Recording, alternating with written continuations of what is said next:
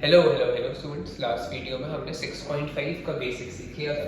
ये वीडियो में स्टार्ट करते हैं exercise 6.5। Find the maximum and minimum values of the following function. तो इसमें क्या करने वाले हैं अपन, डायरेक्टली एफ ऑफ एक्स ही चेक करते हैं। इंक्रीजिंग डिक्रीजिंग में फर्स्ट स्टेप डेरिवेटिव करना ही था। डेरिवेटिव करने के बाद देखते थे इंक्रीजिंग है कि डिक्रीजिंग है।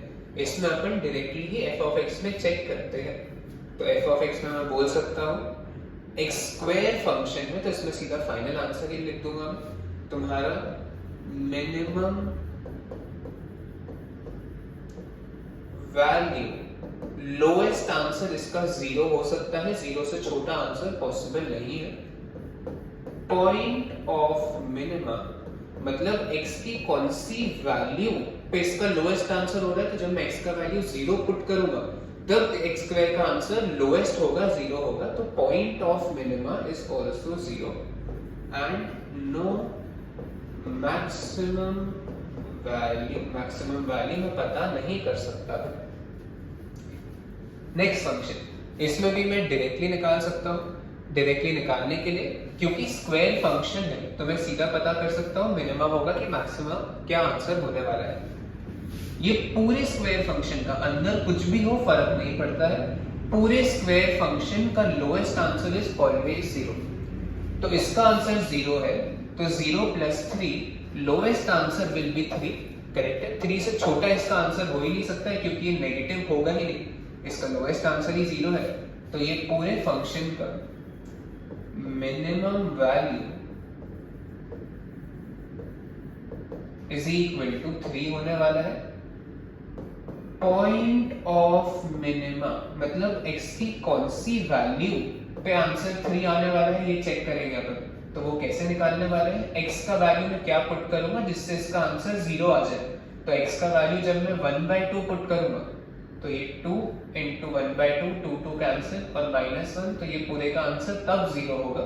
तो point of minima is 1/2। x का वैल्यू जब मैं 1/2 पुट करूंगा तो इसका आंसर 3 आएगा, मिनिमम आंसर तब आने वाला है। और नो मैक्सिमम वैल्यू मैं पता नहीं कर सकता।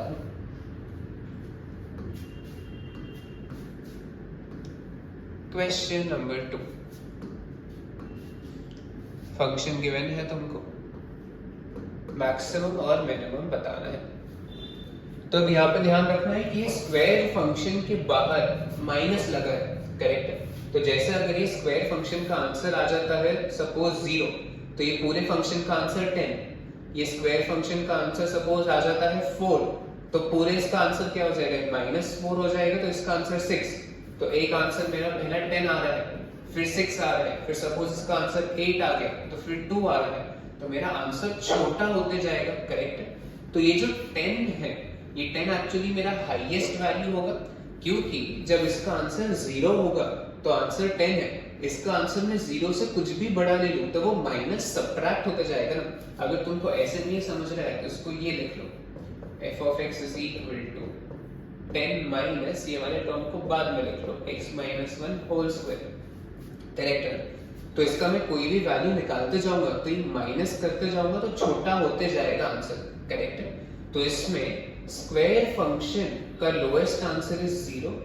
करेक्ट है, तो 0 पे तुम्हारा आंसर क्या आने वाला है, 10। तो 10 इज मैक्सिमम वैल्यू।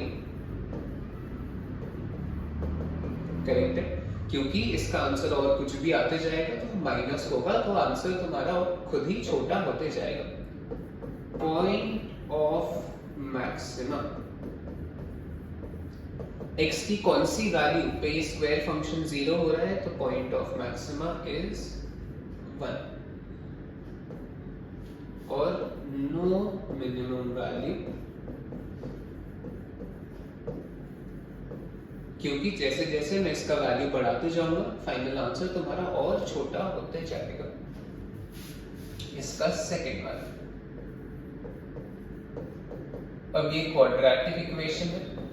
करेक्ट है, तो मैं ये डायरेक्टली नहीं बता सकता हूँ कि इसका आंसर क्या होने वाला है, हाईएस्ट और लोएस्ट क्या होगा। ये सीधा फंक्शन देख के नहीं बता सकता हूँ क्योंकि स्क्वायर फंक्शन ये ऐसा कुछ प्रेजेंट नहीं है। तो मैं इसको स्क्वायर फंक्शन में कन्वर्ट करता हूँ। तो बचपन में 10th में तुमने कंप्लीटिंग द स्क्वायर वाला लॉजिक सीखा था। तो कंप्लीटिंग द स्क्वायर एक्चुअली क्या होता है, ये है तुम्हारा पहला वाला टर्म को मैं ए स्क्वायर के फॉर्म में कन्वर्ट करता हूँ। प्रॉपर्टी होता है a plus B whole square, ये प्रॉपर्टी होता है। तो अपन यूजुअली क्या करते हैं, यहां से यहां जाते हैं। अभी अपन को यहां से यहां जाना है, उल्टा जाना है। तो मैं इसको लिखता हूं पहले a, चलो इसको नीचे ही लिख देते हैं।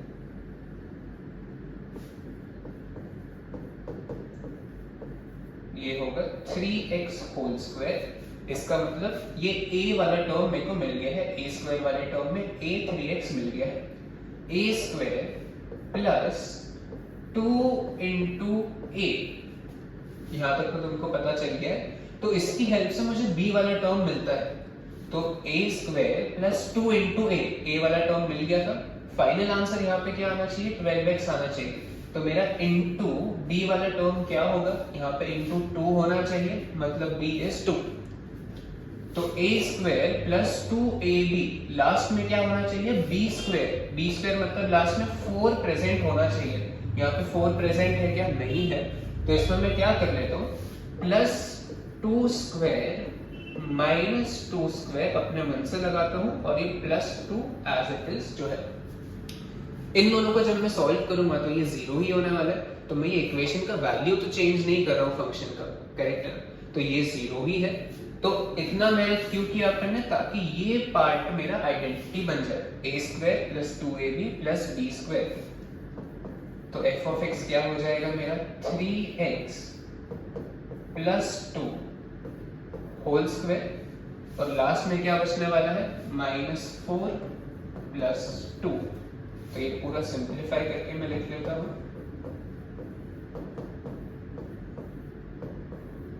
ये कुछ ऐसा बनने वाला है। अब इसके बाद मैं मैक्सिमम मिनिमम वैल्यू बता सकता हूं, क्योंकि स्क्वायर फंक्शन पता चल गया है। तो इसका लोएस्ट आंसर इज 0। अगर आंसर बढ़ाते जाऊंगा तो ये आंसर भी तुम्हारा बढ़ते ही जाएगा, पॉजिटिव नंबर। सपोज इसका आंसर आता है तुम्हारा 5, तो फाइनल आंसर इज 3। इसका आंसर आता है तुम्हारा 10, तो फाइनल आंसर इज 8। आंसर बढ़ते ही जाएगा, मतलब मैक्सिमम वैल्यू मैं पता नहीं कर सकता हूँ। और जब इसका आंसर 0 होगा तो final answer is minimum value. तो minimum value is -2, point of minima.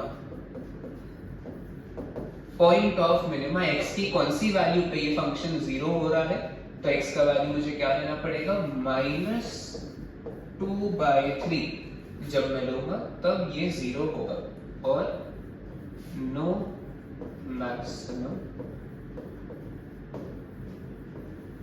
Value. चलो ये हो गया है हमारा क्वेश्चन 2 का सेकंड वाला। चलो आगे चलते हैं।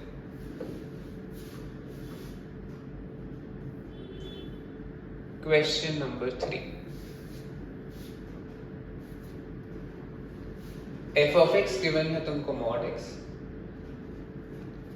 इसका मैक्सिमम और मिनिमम वैल्यू बताना है। तो ये मैं डायरेक्टली बता सकता हूँ। mod फंक्शन का मतलब होता है mod of 2 is 2, mod of -2 is also 2। जो भी आंसर है वो पॉजिटिव ही आएगा, अंदर में कुछ भी पुट करूं तो इसका मिनिमम वैल्यू वापस 0 होगा। नेगेटिव फाइनल आंसर कभी हो ही नहीं सकता है। Point of minimum is also 0। x का वैल्यू जब 0 पुट करूंगा तो ये आंसर 0 आएगा, और नो मैक्सिमम वैल्यू। नेक्स्ट है तुम्हारा x³ + 3। तो अब ये क्यूबिक फंक्शन है। क्यूबिक फंक्शन का हाईएस्ट लोएस्ट आंसर होता ही है, क्योंकि 2 का क्यूब कितना होता है, 2 का क्यूब इज 8, -2 का क्यूब कितना होता है, -8। तो नेगेटिव में आंसर नेगेटिव ही आता है, पॉजिटिव नहीं हो जाता है, करेक्ट है ना। तो इसका नो मैक्सिमम वैल्यू और नो मिनिमम वैल्यू।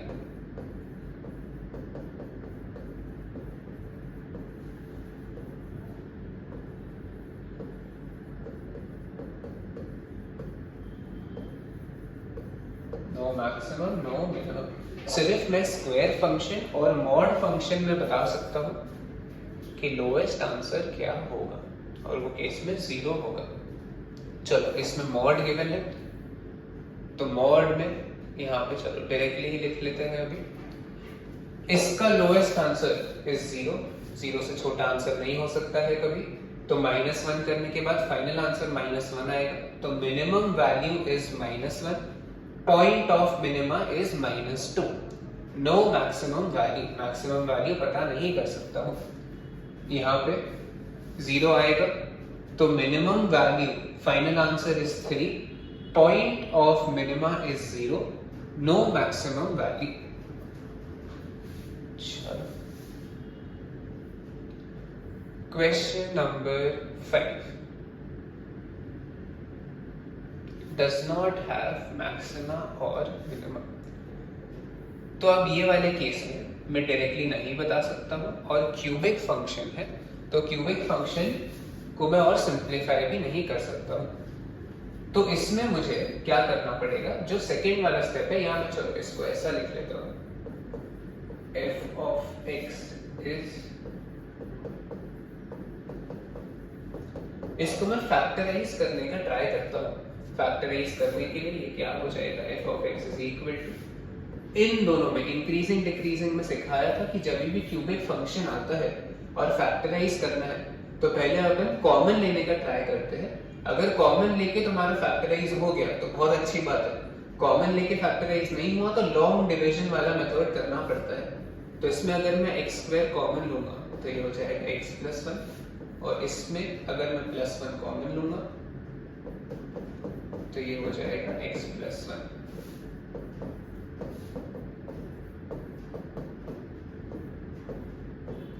और क्या होने वाला है, x + 1। तो ये बोला है कि does not have a maximum और minimum value। तो इसमें ये वाला जो ब्रैकेट है तुम्हारा x² + 1, ये तो हमेशा ग्रेटर दैन 0 ही होगा, ये हमेशा पॉजिटिव ही होगा, करेक्ट है। लेकिन x + 1 वाला जो ब्रैकेट है इसमें हाईएस्ट और लोएस्ट वैल्यू मैं बता ही नहीं सकता हूँ ना, इसका तो हाईएस्ट लोएस्ट मैं बता दूंगा। इसमें जैसे जैसे x का वैल्यू मैं बड़ा लेते जाऊंगा वैसे आंसर इंक्रीज होते जाएगा, x का वैल्यू मैं जैसे जैसे कम लेते जाऊंगा वैसे ही आंसर नेगेटिव में आते जाएगा। तो this function has no maximum और नो मिनिमम वैल्यूज।